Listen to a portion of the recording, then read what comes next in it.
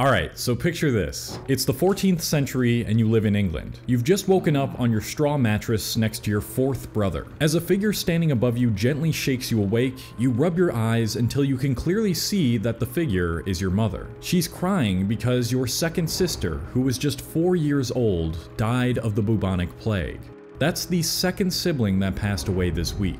You don't have any time to grieve though, because your roofing job starts in only 30 minutes. As you get out of bed covered in the dirt from yesterday's tough work, your mind races anxiously at the possibility that this might be the day you catch the plague. You are surrounded by death, disease, and despair, and there's nothing you can do to avoid it. This is a slightly exaggerated account of what life was like for some people in the 14th century, but I wanted to use this example to show just how uncomfortable, unpleasant, and unsanitary some aspects of life were back then compared to now. Objectively speaking, if we take a look at all the different periods of human history, we are living in one of the easiest times ever. But when I say easier, that needs some further clarification. It's best to describe what I mean by easy by looking at Maslow's hierarchy of needs, which I will reference throughout this video. Maslow's hierarchy of needs is a theory of motivation which states that 5 categories of human needs dictate an individual's behavior. The needs are usually expressed in a pyramid like this, and the 5 human needs are physiological needs, safety needs, love and belonging needs, esteem needs, and self-actualization. In his theory, Maslow argued that the needs lower down in the pyramid hierarchy must be satisfied before one can attend to the needs higher up in the pyramid. Put more simply, if you're a human, you need to get your food, water, and shelter together before you can start to have motivation about love and belonging and start to care about your self-esteem. But even if you do have your physiological and safety needs totally figured out, you'll still kind of crave these needs higher up in the pyramid, just not nearly as much. I think it's safe to assume that the vast majority of my viewers have the first 2 needs, physiological and safety needs, pretty much all figured out. And this is what I mean by life is easier than several hundred years ago. Much more people have their lower needs like food, shelter, water, and safety satisfied than in the past. So now we can address the fundamental question of this video. If most people have their physiological and safety needs figured out, then why do mental health problems, and specifically depression, continue to rise? I'm gonna try and give you some insight into what I think has changed past the whole economic and political imbalance that's usually cited in videos like this. Those are the most obvious ones. And the first answer I have is related to that hierarchy of needs that I just explained. Most human beings' priorities have changed pretty dramatically. Because we no longer have to fight for our survival each day, wondering when we'll get the next piece of food to go on living or if we will suddenly lose our shelter, most of our focus has shifted to the needs that are higher up in that pyramid. When you start to analyze the subcategories of each of these needs, the answer becomes more and more vivid. Love and belonging needs deal with friendship, a sense of connection, and intimacy. Self-esteem needs deal with respect, status, strength, and recognition. And self-actualization deals with morality, creativity, and becoming the best that one can be. The focus of these are almost exclusively mental and psychological, whereas the bottom 2 needs deal more with the physical aspects of human nature. Although everyone has a different genetic makeup, bone structure, and metabolism, the solutions to our physical problems have remained virtually the same for the past thousands of years. Get around 7 to 9 hours of sleep, drink enough water, and eat whole foods. But our psychological needs are far, far more complex than that. Once you have those physiological needs taken care of, you have more of an opportunity to explore your sense of self, what you desire, and why we even exist. It is true to some extent that the very fact that you have time to think existentially instead of your food and water and shelter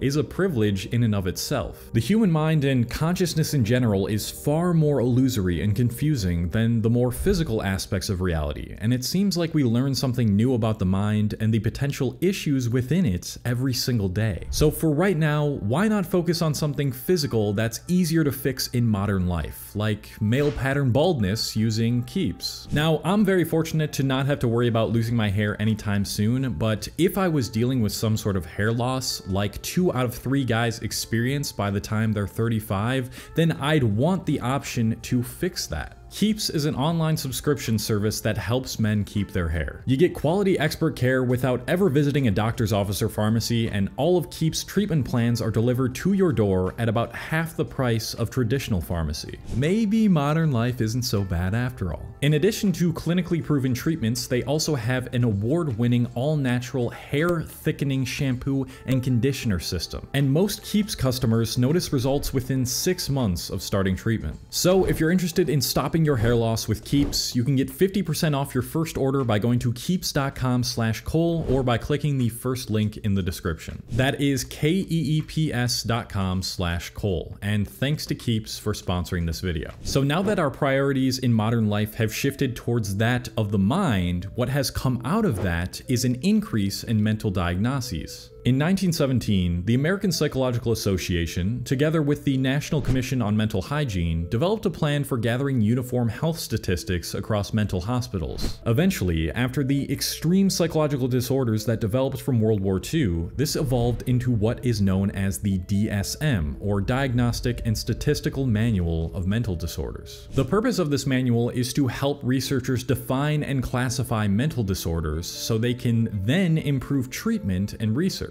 And the most recent version of the DSM has nearly 300 mental disorders listed. Because of that, there's just simply more ways to get diagnosed with something nowadays. Many of these mental illnesses did exist in the past, but we never had any way to classify them, and therefore they were not recorded and studied. Although I do think mental problems seem to be worse now, whether they have a classification or not, you need to take into account the fact that there are just many more ways to get diagnosed with something now, which undoubtedly contributes to a rise in mental illness. Many people who actually have those illnesses and disorders can find relief when someone else can tell them exactly what is wrong with them, because that usually means there's treatment and a solution. But the way in which this backfires is when people start to self-diagnose and attach too heavily to their diagnoses. The YouTuber Sydney Watson has made 2 really informative videos going into detail on the problems with TikTok in particular and self-diagnosis. And in them, she explains how one can get stuck in a social media bubble due to these algorithms, and they will start to mostly recommend you content related to a certain mental illness. Here's an excerpt from one of those videos where she talks about an article written by a woman who self-diagnosed her autism from TikTok. One day, a famous TikToker I had been following had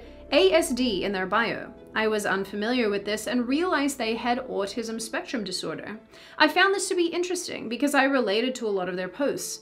I suddenly started having anxiety that I might be on the autism spectrum as well. Social media algorithms are designed to keep showing you what you engage with, and you become what you consume. So if young impressionable teens find themselves in some personality disorder or mental illness part of TikTok for too long, even if they previously have no signs of actually having those illnesses, they can sometimes start to actually develop some of the symptoms of these disorders. It reports that doctors are seeing a rise in tic-like behaviors among predominantly teenage girls.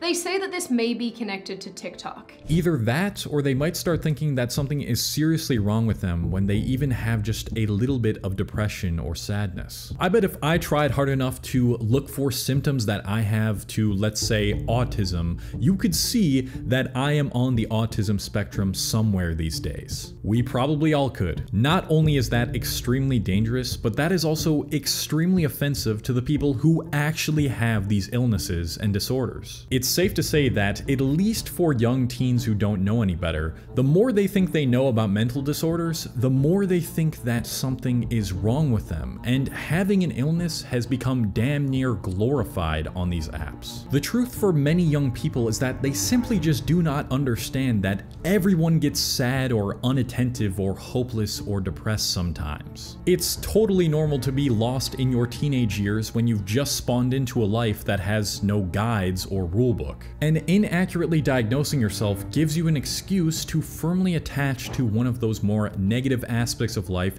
that everyone experiences, and that's when they can start to turn into an even bigger problem. And just to reiterate, I am sure that some of these people getting diagnosed actually have these disorders, and that only makes this glorification and artificial manufacturing of mental illnesses even more offensive to the people who actually have them.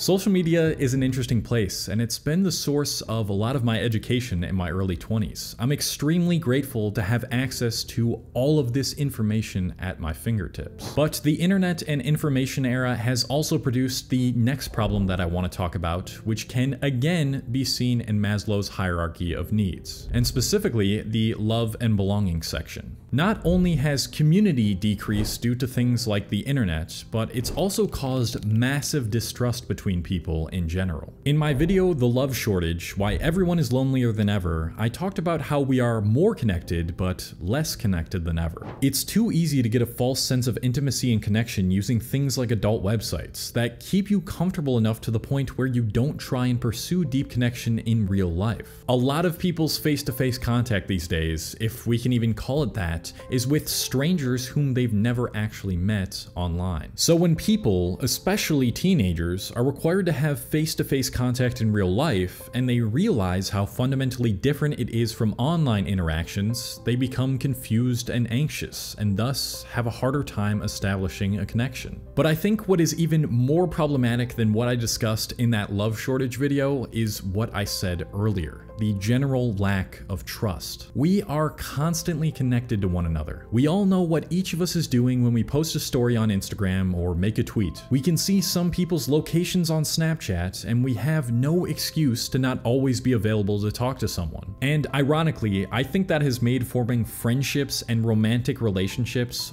way harder. Imagine having a girlfriend in 1920. You could only contact her if you saw her in real life somewhere, wrote a letter, or talked over the telephone. 95% of the time, you didn't know what she was doing, where she was, or who she was with. You would think that this would make people generally more suspicious of their significant other, but the fact that you didn't know what she was doing 95% of the time is the very reason that you trusted her more. Now, if you get ghosted or you don't get a text within a few hours, that automatically garners a level of mistrust, because they should be able to contact you and make you a priority over many other things because they have a phone in their pocket at all times. At least, this is what a lot of us think. Even going beyond relationships, this is why many people don't trust one another to make a friendship. A solid friendship in the 19th or early 20th century probably consisted of someone whom you only saw during school or at a particular club, and maybe you'd reach out to them to hang in a small group or one-on-one sometimes over the telephone. Now you can see everything your friend is doing at all times, and gossip can spread much easier and quicker, and so if that person ghosts you or is too busy to respond,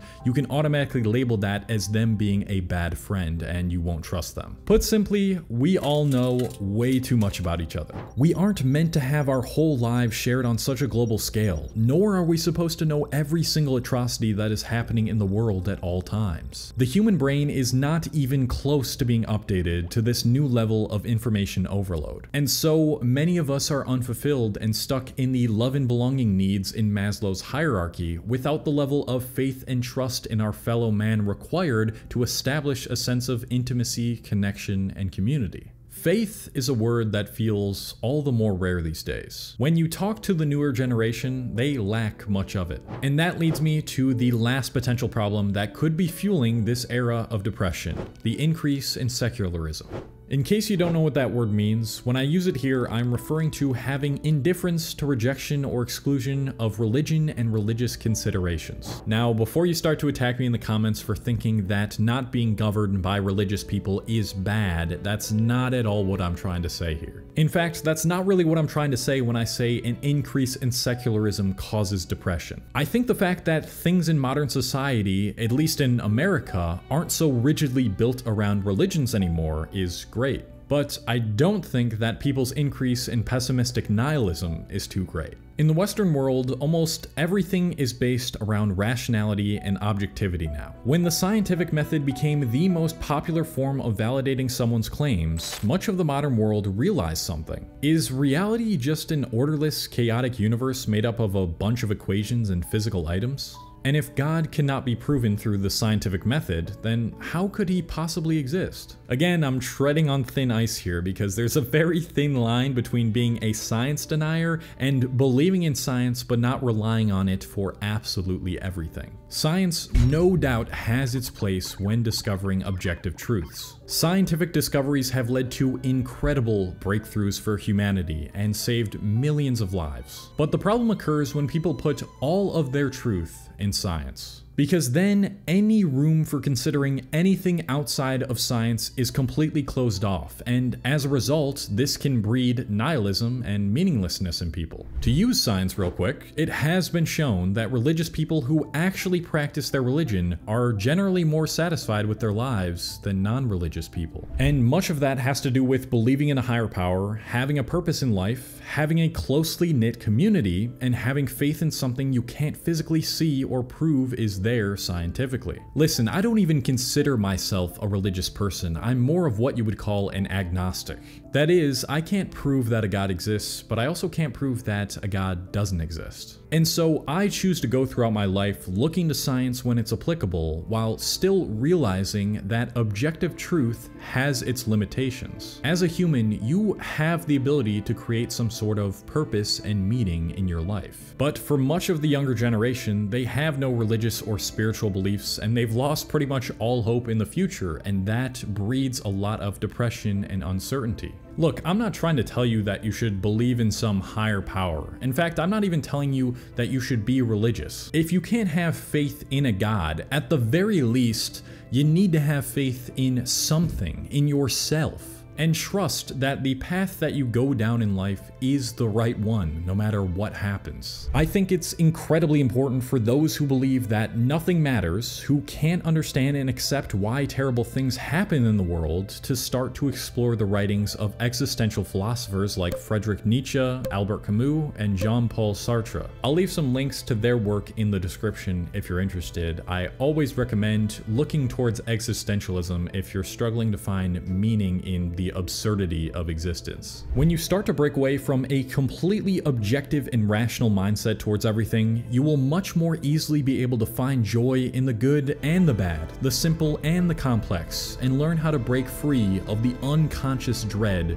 looming over most of modern society right now. Because in my 25 years of living on this earth so far, I found that much of what quenches the human soul lies beyond rationality and reason. I don't have all the answers and solutions, and I'm sure that there's many more layers to this global problem than what I've just described in this video. So because of that, I'd love to hear and discuss your thoughts and solutions in the comments below. But I hope that I was at least able to get you to start to think more deeply about all these different aspects of life and what's really going on to make people feel like things are worse than they are. Thank you to all the patrons on this channel on Patreon. If you don't know what this is, it's a platform separate from YouTube where I put out exclusive content and you can talk to me one-on-one over the phone on there. Link in the description to that. And if you like these commentary style videos that I make, check out this video that I mentioned, The Love Shortage. It's just like this one and you'll enjoy it. So thank you guys for watching. Peace. Love ya.